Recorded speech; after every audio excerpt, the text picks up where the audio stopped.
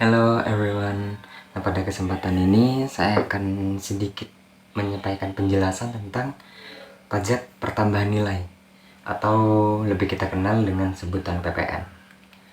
Nah, pertama kita perlu tahu dulu nih, apa sih itu PPN? PPN adalah pajak atas konsumsi di dalam negeri yang pada akhirnya dibebankan kepada konsumen akhir. Dalam karakteristik PPN itu terdapat 4 karakteristik.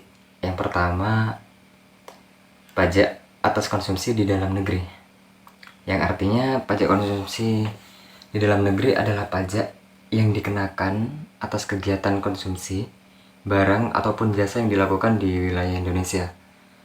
Artinya saat seseorang membeli barang ataupun menggunakan jasa di dalam negeri, terdapat komponen pajak yang dibebankan kepada konsumen dan dipungut oleh penjual untuk kemudian disetor ke negara. Untuk saat ini, pajak atas konsumsi di dalam negeri tarifnya adalah 12%. Yang kedua, itu pajak tidak langsung. Pajak tidak langsung artinya pajak ini ditanggung oleh konsumen. Pajak tidak langsung adalah pajak yang beban akhirnya dapat dialihkan kepada pihak lain. Artinya pihak yang secara hukum wajib membayar, wajib pungut ataupun wajib setor, bukanlah pihak yang menanggung beban pajaknya. Atau singkatnya gini, pajak tidak langsung ini ditanggung oleh konsumen, tetapi dipungut dan disetor oleh produsen ataupun penjual. Contohnya saat kita membeli makanan dengan harga 110.000 lah misal, keuntungan yang didapat oleh produsen atau si penjual adalah 100.000 dan 10.000-nya adalah pajak yang harus dibayar oleh konsumen. Keuntungannya diambil oleh produsen ataupun si penjual, dan tugas si produsen atau si penjual tersebut menyetorkan 10.000 itu dari pajak yang dibayar oleh konsumen ke negara. Yang ketiga, itu ada pajak multistage non-kumulatif. Pajak multistage non-kumulatif ini adalah sistem pemungutan pajak yang dikenakan pada setiap tahap jalur produksi dan distribusi, tetapi tidak menimbulkan pengenaan pajak berganda. Artinya pajak tetap dipungut pada setiap tahap, namun pajak yang sudah dibayar pada tahap sebelumnya itu dapat dikreditkan, sehingga hanya nilai tambahnya saja yang dikenai pajak. Yang terakhir atau yang keempat, itu ada pajak objektif. Pajak objektif ini adalah pajak yang pengenaannya berdasarkan objek pajak, bukan berdasarkan keadaan ataupun kondisi pribadi wajib pajak itu sendiri. Atau singkatnya gini, yang menjadi fokus dalam pajak objektif ini adalah apa yang dikenai pajak, bukan siapa yang membayar pajak. Jadi lebih fokus ke barang yang dibeli atau jasa yang digunakan, bukan kepada siapa yang menggunakan jasa atau yang membeli barang tersebut. Sebenarnya konsep dasar PPN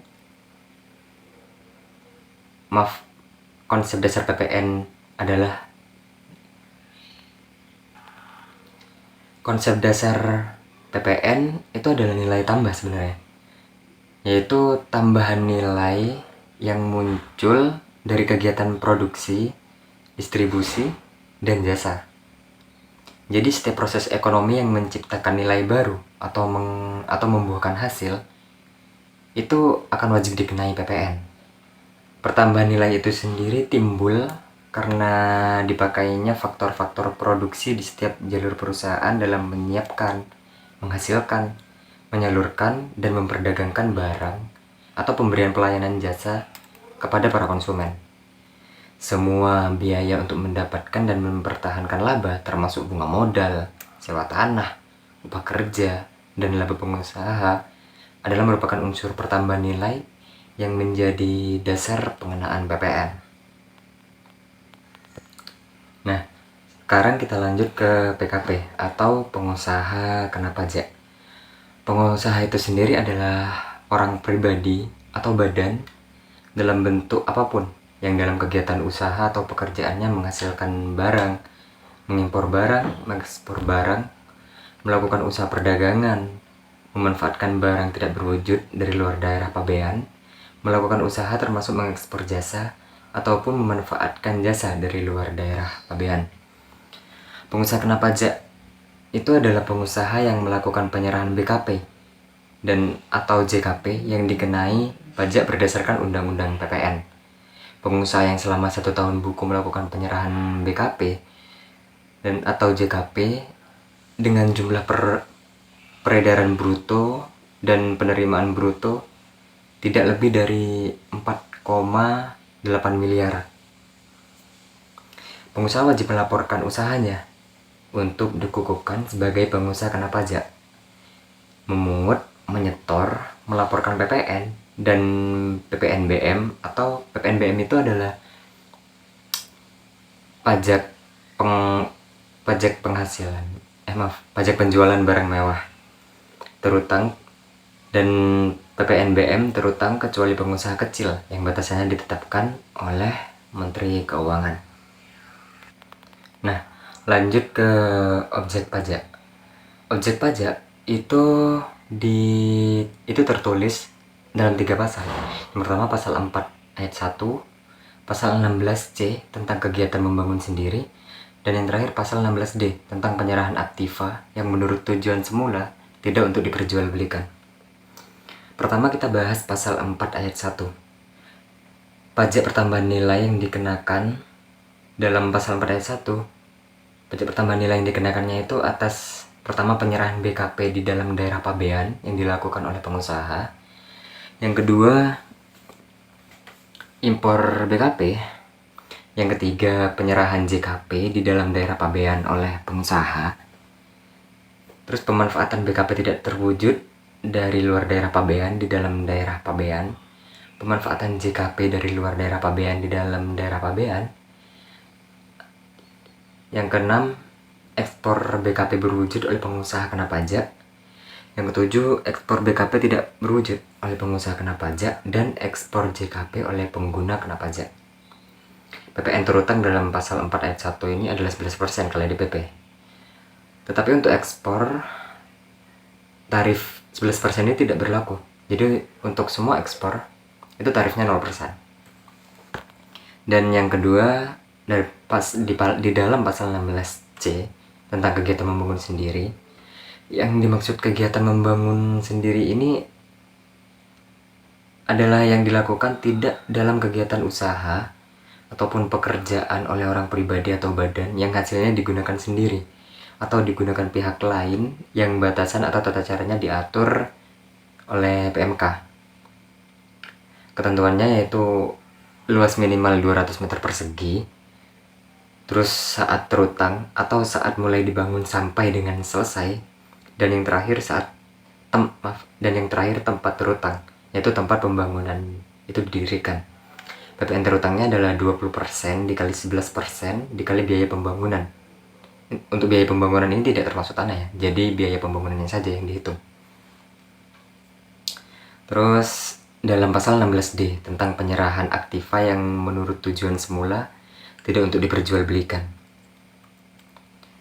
PPN ini dikenakan atas penyerahan BKP berupa aktiva yang menurut tujuan semula tidak untuk diperjualbelikan oleh PKP atau pengusaha kena pajak, kecuali atas penyerahan aktiva yang pajak masukannya tidak dapat dikreditkan menurut pasal 9 ayat 8 huruf B dan C. Dalam pasal 9 ayat 8 huruf B dan C, pengkreditan pajak masukan tidak berlaku bagi pengeluaran pertama perolehan BKP atau JKP yang tidak ada hubungan langsung dengan kegiatan usaha. Yang kedua, perolehan atau pemeliharaan kendaraan bermotor kecuali sedan dan station wagon, kecuali sebagai barang dagangan atau disewakan. PPN terutangnya dapat dihitung dengan cara 11% dikali DPP. Lanjut ke yang termasuk penyerahan BKP, itu terdapat dalam pasal 1A ayat 1 Undang-Undang PPN. Yang pertama itu penyerahan hak atas BKP karena perjanjian. Yang kedua, pengalihan BKP karena perjanjian sewa beli atau sewa guna usaha, atau lebih kita kenal dengan istilah leasing. Terus yang ketiga, penyerahan barang kepada pedagang, perantara, atau melalui juru lelang. Yang keempat, itu pemakaian sendiri dan atau pemberian cuma-cuma. Yang kelima, BKP berupa persediaan dan atau aktiva yang menurut tujuan semula tidak untuk diperjualbelikan, yang masih tersisa pada saat pembubaran perusahaan. Yang keenam, penyerahan BKP dari pusat ke cabang atau sebaliknya, dan atau antar cabang itu sendiri juga bisa. Dan yang terakhir, penyerahan BKP oleh PKP dalam rangka perjanjian pembiayaan yang dilakukan berdasarkan prinsip syariah, yang penyerahannya dianggap langsung dari PKP kepada pihak yang membutuhkan BKP. Selain yang termasuk dalam penyerahan BKP, itu juga ada beberapa hal yang tidak termasuk dalam penyerahan BKP. Yang pertama itu penyerahan BKP kepada makelar. Yang kedua, penyerahan BKP untuk jaminan utang piutang. Yang ketiga, penyerahan BKP dalam hal PKP melakukan pemusatan tempat pajak terutang. Yang keempat, pengalihan barang kena pajak atau pengalihan BKP dalam rangka penggabungan, peleburan, pemekaran, pemecahan, dan pengambil alihan usaha, serta pengalihan barang kena pajak untuk tujuan setoran modal pengganti saham dengan syarat pihak yang melakukan pengalihan dan yang menerima pengalihan adalah pengusaha kena pajak. Dan yang terakhir adalah barang kena pajak berupa aktiva yang menurut tujuan semula tidak untuk diperjualbelikan, yang masih tersisa pada saat pembubaran perusahaan, dan yang pajak masukan atas perolehannya tidak dapat dikreditkan, sebagaimana yang dimaksud dalam pasal 9 ayat 8 huruf B. Nah, yang termasuk dalam bukan barang kena pajak atau non BKP itu tertera dalam pasal 4A ayat 2. Yang pertama, barang hasil pertambangan atau hasil pengeboran yang diambil langsung dari sumbernya, tidak termasuk hasil pertambangan batubara ya.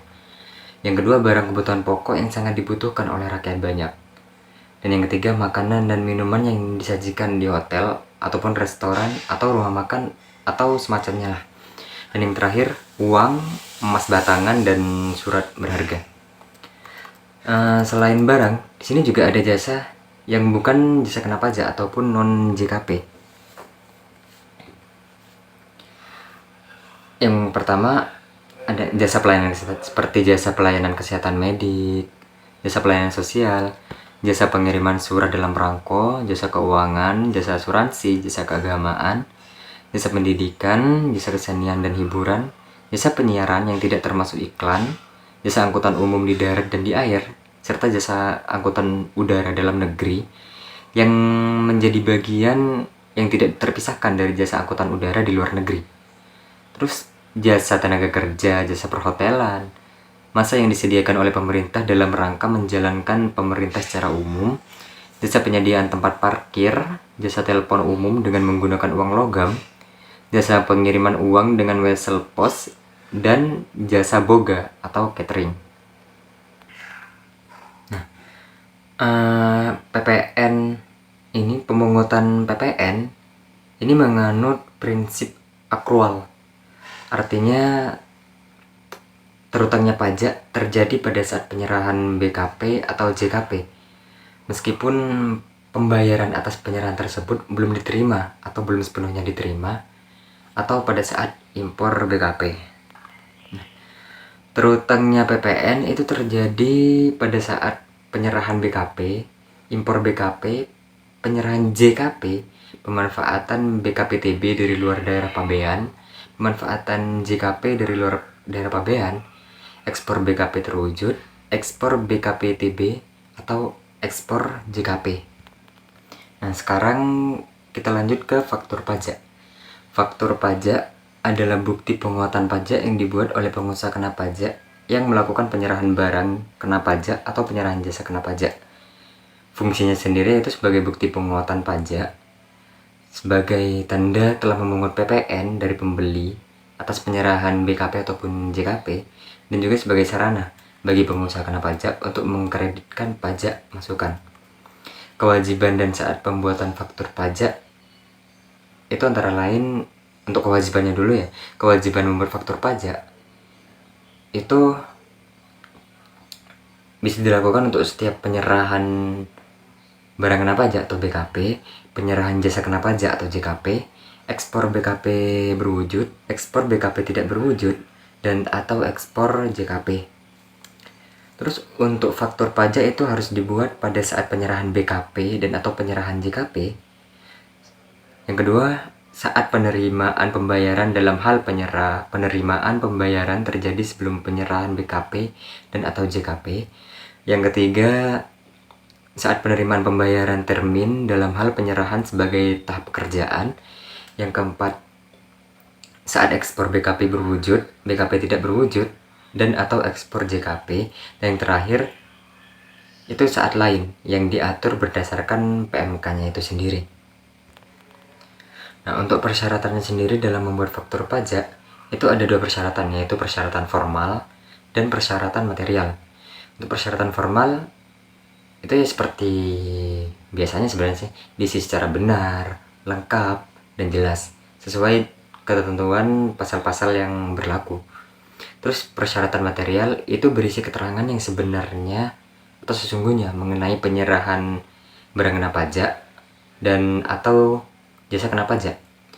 Ekspor BKP berwujud, ekspor BKP tidak berwujud, ekspor JKP, impor BKP, atau pemanfaatan BKP tidak berwujud dan atau pemanfaatan JKP dari luar daerah pabean di dalam daerah pabean. Nah, sekarang kita lanjut ke pajak masukan. Prinsip pengkreditan pajak masukan itu sendiri, pajak masukan dalam suatu masa pajak itu dikreditkan dengan pajak keluaran dalam masa pajak yang sama. Dan juga bagi PKP yang telah melakukan penyerahan BKP, penyerahan JKP, ekspor BKP, dan atau ekspor JKP, namun dalam suatu masa pajak tidak terdapat penyerahan dan atau ekspor dimaksud. Pajak masukan dalam masa pajak dimaksud tetap dapat dikreditkan oleh PKP sesuai dengan ketentuan peraturan perundang-undangan di bidang perpajakan. Nah, lanjut ke pajak penjualan atas barang mewah atau disingkat PPNBM. Nah, pajak penjualan atas barang mewah ini adalah tambahan pajak di samping PPN yang dikenakan terhadap impor atau penyerahan barang-barang tertentu yang termasuk dalam kategori barang mewah oleh pengusaha yang menghasilkan barang tersebut. Untuk kriteria agar masuk ke dalam BKP tergolong mewah itu ada 4. Yang pertama, bukan kebutuhan pokok. Yang kedua, dikonsumsi oleh masyarakat tertentu. Yang ketiga, umumnya dikonsumsi oleh masyarakat yang berpenghasilan tinggi. Dan yang terakhir, dikonsumsi untuk menunjukkan status. Dengan PPNBM, pertimbangan pengenaannya adalah keseimbangan pembebanan pajak antara konsumen yang berpenghasilan rendah dan tinggi, pengendalian pola konsumsi atas BKP yang tergolong mewah, perlindungan terhadap produsen kecil atau tradisional, dan mengamankan penerimaan negara. Nah, yang termasuk dalam kategori BKP tergolong mewah itu ada 2. Yang pertama, kendaraan bermotor. Kendaraan bermotor, tarif PPNBM atas impor atau penyerahan ditentukannya itu berdasarkan kapasitas silinder kendaraan itu, konsumsi bahan bakar minyak atau tingkat emisi CO2-nya, dan teknologi yang digunakan. Kalau untuk selain kendaraan bermotor, itu contohnya seperti hunian mewah, balon udara, pesawat udara, kapal pesiar, dan yacht. Untuk pengecualian dalam PPNBM itu sendiri, itu ada kendaraan dalam bentuk CKD, yaitu CKD, yaitu completely knocked down. Terus kendaraan dalam bentuk sasis, kendaraan pengangkutan barang, kendaraan bermotor beroda 2 dengan kapasitas isi silinder sampai dengan 250 cc, kendaraan bermotor untuk pengangkutan 16 orang atau lebih termasuk pengemudi.